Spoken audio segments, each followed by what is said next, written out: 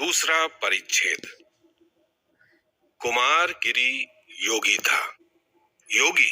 हाँ, क्योंकि उसने संसार छोड़ दिया था। क्यों? एक दूसरा कल्पना का संसार प्राप्त करने के लिए, इस आशा पर कि वो संसार सुख से पूर्ण होगा। जनरव से उसे अरुचि थी। कल्पना का मंडल उसके विचरने का क्षेत्र था। संसार में उसे शांति नहीं थी, इसीलिए शांति को पाने के लिए उसे निर्जन की शरण लेनी पड़ी थी। संयम और नियम, इन पर उसे विश्वास था। इच्छाएं उसके वशीभूत थीं।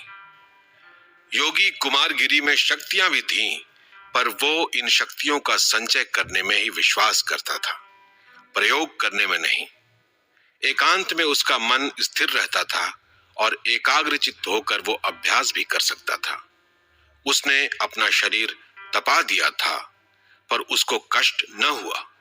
शरीर तपा था, पर उसकी जलन को एक अलौकिक सुख की कल्पना शीतल कर देती थी। उसने वासनाओं को दबा दिया था, क्योंकि वासनाओं के कारण ही मनुष्य पाप करता है।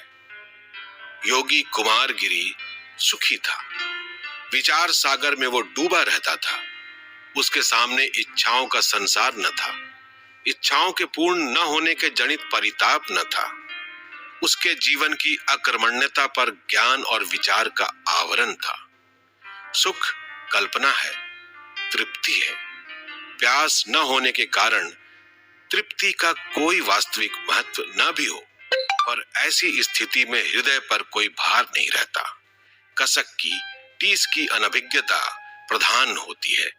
दुख से शून्य तथा हल्के से हृदय को कल्पना के संसार में ले जाना सरल होता है। योगी कुमारगिरी विस्मृति के अंक में निवास करता था। आत्मविस्मृति और कल्पना की सजीवता का भ्रम, इन दोनों में अजब मस्ती है। एक काल्पनिक चाह थी, एक काल्पनिक तृप्ति भी वहीं पर थी। दो कल्पनाओं से उत्पन्न सुख में वो मग्न था, और इसीलिए कुमारगिरी योगी था। मधुपाल कुमारगिरी का शिष्य था। मधुपाल कुमारगिरी की शक्तियों से परिचित था और साथ साथ चकित भी। मधुपाल ने पूछा, देव, संयम का लक्ष्य क्या है? कुमारगिरी संभल कर बैठ गए। शांति और शांति जनित आनंद। बाह्य दृष्टि से परिवर्तन और आंतरिक दृष्टि से शून्य, शून्य और परिवर्तन, इनके विचित्र संयोग पर तुम्हें शायद आश्चर्य होगा। ये दोनों एक किस प्रकार से हो सकते हैं?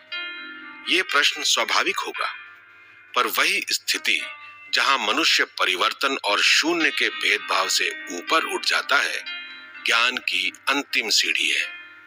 संसार क्या है? शून्य है, और परिवर्तन उस शून्य की चाल है। परिवर्तन कल्पना है, और कल्पना ही स्वयं शून्य है। समझे? मधुपाल इस उत्तर से संतुष्ट नहीं हो सका। देव, आपने कहा है कि संसार शून्य है। यह मेरी समझ में नहीं आया। जो वस्तु दृष्टि के सामने है, वो शून्य किस प्रकार हो सकती है? कुमारगिरी हंस पड़े। यही तो योग की आवश्यकता होती है। योगी जिस समय आंख बंद करता है, उस समय एक अखंड शून्य रहता है और कुछ नहीं।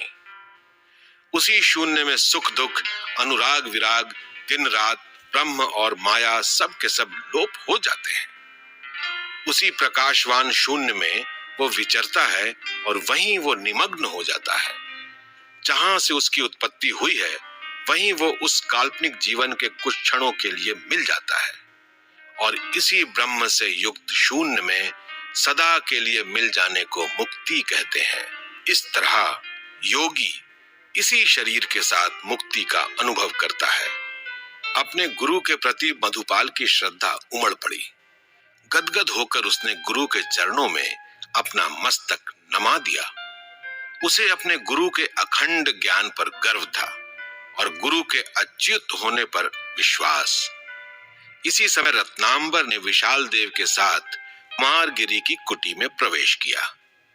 रत्नांबर को सम्मुख देखकर कुमारगिरी आसन से उठ खड़े हुए। दोनों एक दूसरे से गले मिले।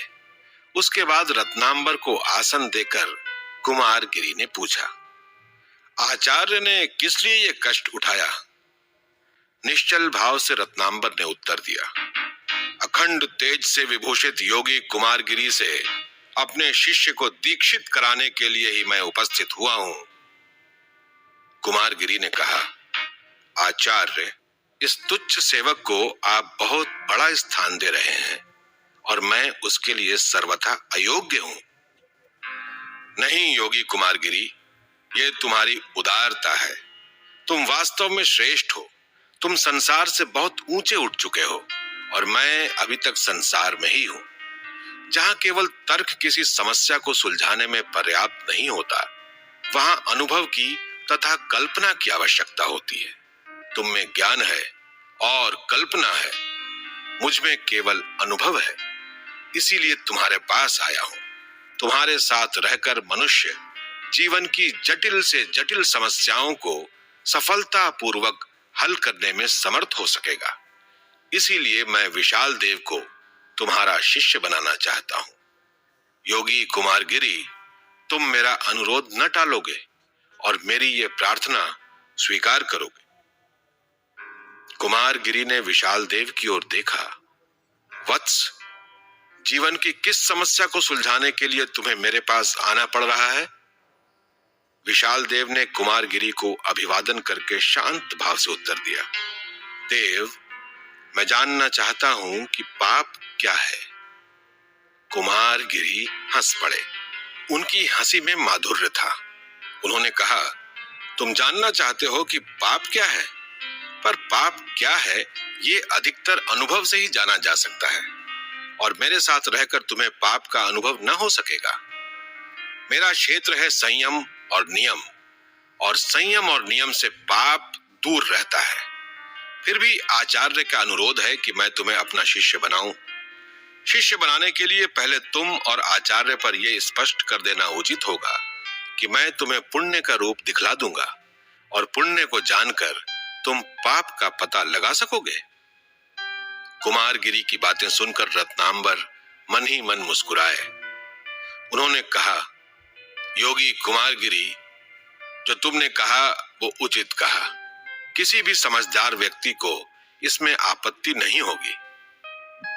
तो फिर आचार्य का अनुरोध स्वीकार है। रत्नांबर उठ खड़े हुए। अच्छा योगी कुमारगिरी, तो अब मैं तुम्हारी आज्ञा चाहता हूं। तुम्हें शायद आश्चर्य होगा, पर मैं स्वयं ही नहीं जानता हूं कि पाप क्या है। वर्षों के अध्ययन और अनुभव के बाद भी पूर्ण ज्ञान की था नहीं ले सका हूं। अपने शिष्यों को मैंने योग्य व्यक्तियों के हाथ सौंप दिया है। अब मैं कुछ थोड़ी सी तपस्या भी करूंगा। देखूंगा कि जिस बात को मैं अध्ययन और अनुभव से नहीं जान सका, क्या मैं उसे आराधना और साधना से जान सकता हूं। इतना कहकर रत्नांबर वहां से चले गए। रत्नांबर के चले जाने के बाद कुमारगिरी ने संकेत से विशाल देव को बिठलाया। वत्स, तुम मेरे शिष्य हुए। इस समय मैं तुमसे कुछ प्रश्नों का उत्तर चाहूंगा। जानते हो वासना क्या है? विशाल देव ने उत्तर दिया, देव, वासना इच्छाओं का दूसरा नाम है। ठीक, पर यह भी जानते हो कि मनुष्य के जीवन में वासना का क्या स्थान है? कुमारगिरी ने पूछा। शायद नहीं, और वो तुम्हें मैं आज बताऊंगा। वासना पाप है, जीवन को कलुषित बनाने का एकमात्र साधन है। वासनाओं से प्रेरित होकर मनुष्य ईश्वरीय नियमों का उल्लंघन करता है और उनमें डूबकर मनुष्य अपने को, अपने रचयिता ब्रह्म को भूल जाता है। इसीलिए वासना त्याज्य है। यदि मनुष्य अपनी इच्छाओं को छोड़ सके तो वो बहुत ऊपर उठ सकता है। ईश्वर के 3 गुण हैं, सत्य, चित्त और आनंद। तीनों ही गुण वासना से रहित विशुद्ध मन को मिल सकते हैं, पर वासना के होते हुए ममत्व प्रधान रहता है और ममत्व के भ्रांति कारक आवरण के रहते हुए इनमें से किसी एक का पाना असंभव है। विशाल देव, मेरा शिष्य होकर तुम्हें जो पहला काम करना पड़ेगा वो ये होगा कि तुम वासना को त्याग कर अपने मन को शुद्ध करो। ये एक तपस्या है, पर इस तपस्या में दुख नहीं है। इच्छाओं को दबाना उचित नहीं। इच्छाओं को तुम उत्पन्न ही न होने दो। यदि एक बार इच्छा उत्पन्न हो गई तो फिर वो प्रबल रूप धारण कर लेगी।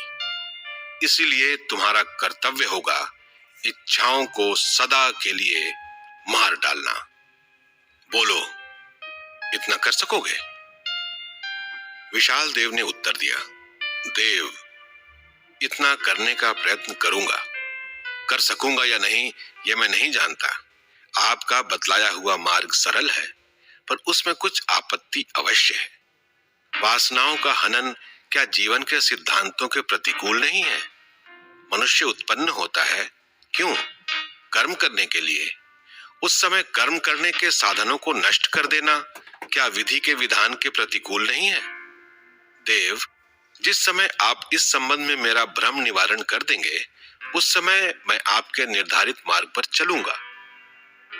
कुमारगिरी संभवतः विशाल देव से इस उत्तर को पाने के लिए तैयार बैठे थे। उन्होंने जवाब दिया, तुमने उचित ही कहा है विशाल देव, क्योंकि तुम पर एक गुरु का प्रभाव है। उस प्रभाव को दूर करके मुझे तुम पर अपना प्रभाव जमाना पड़ेगा। मैं तुम्हारा भ्रम निवारण कर दूंगा, पर आज नहीं। भ्रम में पड़े हुए गुरु के शिष्यों में भ्रमों का होना स्वाभाविक ही है। पर देखता हूं विशाल देव, आचार्य रत्नांबर के विचार किसी अंश तक नास्तिकता की ओर झुके हुए हैं। मैं आस्तिक हूं। इसके पहले कि तुम मुझसे कुछ सीख सको, तुम्हें दो बातों को मानना पड़ेगा। प्रथम ये कि ब्रह्म है, और दूसरा ये कि कर्तव्य जीवन का प्रधान अंग है। विशाल देव ने उत्तर दिया, देव, मैं इन दो बातों को मानता हूं। ब्रह्म है और कर्तव्य जीवन का प्रधान अंग है। कुमारगिरी उठ खड़े हुए। तो फिर निश्चिंत हो गया।